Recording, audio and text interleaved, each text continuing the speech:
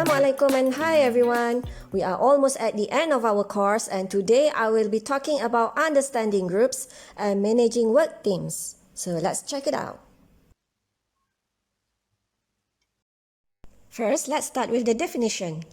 A group may be defined as two or more people who interact with each other to accomplish certain goals or meet certain needs. Managers in companies large and small are using groups and teams to enhance performance, increase responsiveness to customers, spur innovation and motivate employees. In this chapter, we look in detail how groups and teams can contribute to organizational effectiveness. We will also look at the different types of groups and teams used in organizations. Although every group's development over time is unique, researchers have identified 5 stages of group development that includes forming, storming, norming, performing, and adjourning.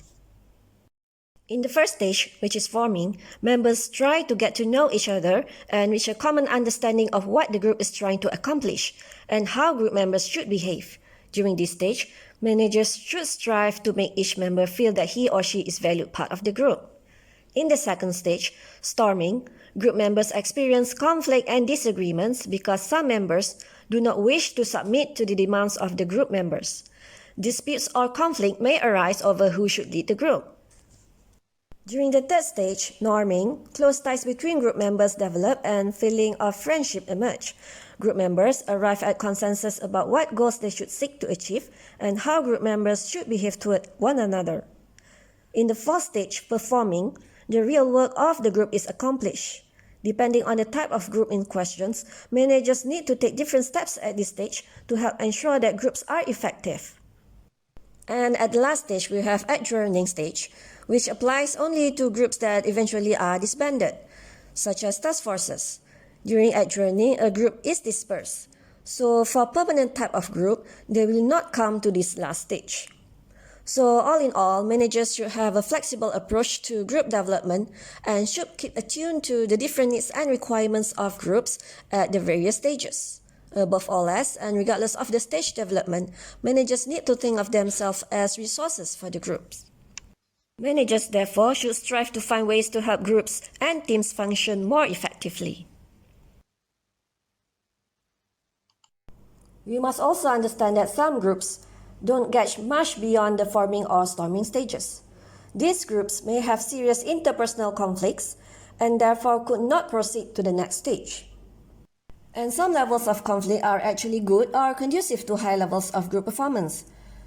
A good kind of conflict can actually encourage brainstorming and creativity among team members. Also, groups don't always proceed sequentially from one stage to the next. Sometimes groups can be at the storming stage and performing at the same time.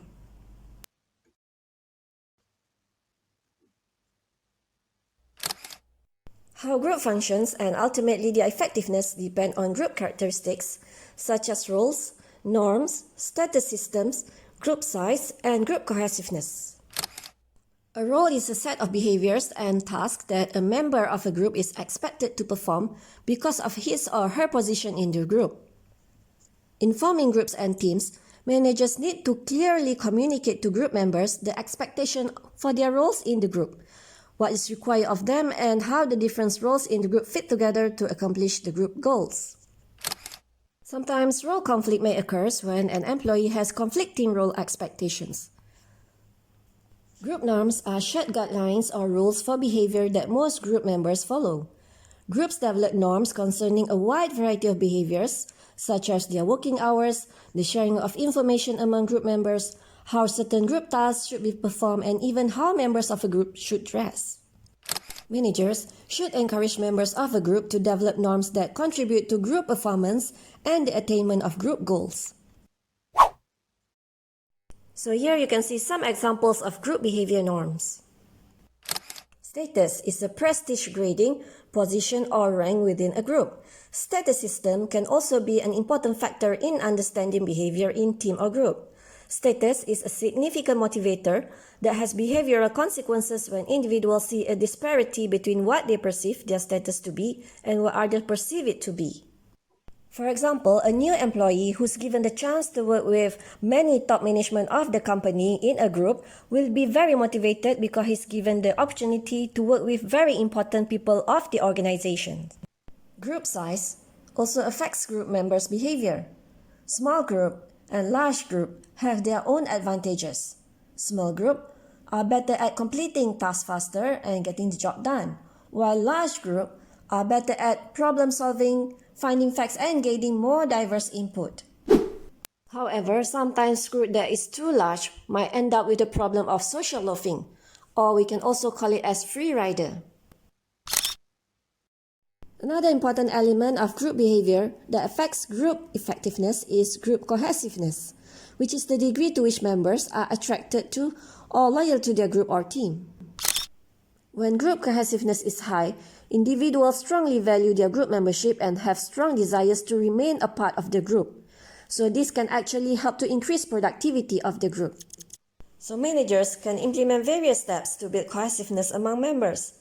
They can recruit members with similar attitudes, values and backgrounds, or keep the team small, or even give exciting and appropriate rewards for high performance.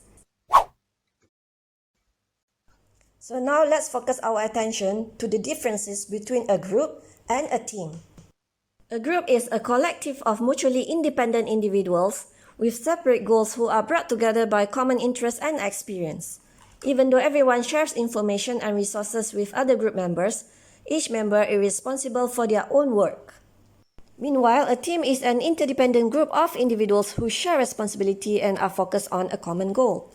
Unlike group, where each member is expected to contribute separately, the most important characteristic of a team is synergy. So your group assignment can be regarded as a team because when one member doesn't perform, it will affect the rest of the members. So in organization, we have different types of teams such as problem-solving teams, self-managed work teams, cross-functional teams, as well as virtual teams. So let's take a look at all these teams in more detail. Problem-solving teams are teams from the same department involved in efforts to improve work activities or solve specific problems. They will share ideas and suggestions on how to improve the work processes. Meanwhile, self-managed work team is a formal group of employees who operate without a manager, so that's why they are called self-managed work team. This team can plan and schedule work by itself. Next, we have cross-functional team, where the work team composed of individuals from various specialties. And we also have virtual team, where members collaborate online with tools such as video conferencing, fax, emails, or virtual meeting platforms such as Google Meet or Zoom. So here you can see this is an example of cross-functional team, where employees from different work areas come together to work on one specific project.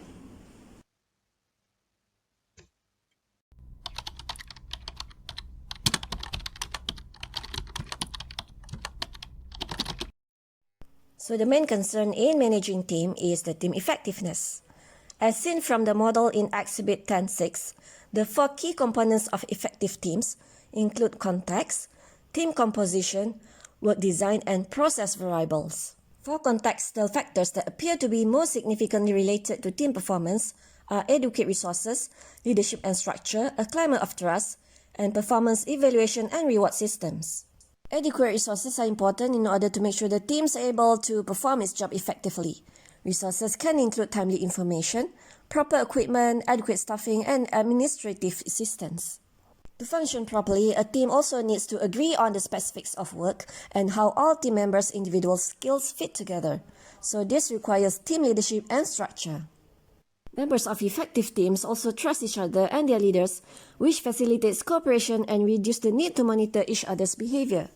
And the final contextual factor of an effective team is a performance evaluation and reward systems. Managers must also consider the composition of the team and work design, which include autonomy, skill variety, task identity, and task significance. Team leaders should also make sure all the members have common purpose and understand the specific goals that the team must achieve. There must also be team efficacy, which is the joint beliefs of team members in their team's capacity to mobilize team effort. Team leaders should also be able to manage and reduce conflict in the team. and make sure that no members are engaging in social loafing. So the commitment of all members are important in order to make the team effective. Several team composition factors are important to a team's effectiveness. These include team members' abilities, personality, roles, diversity, the size, as well as flexibility and preferences of the members. Technical expertise, problem solving, and interpersonal skills are also very important in order to make team effective. So guys, Alhamdulillah, we are done with all the 10 chapters of our course. I hope you are able to understand them all, and if you do have any questions, feel free to ask me. I hope you will do well in your final assessment, and thank you so much for the time spent watching my video lectures.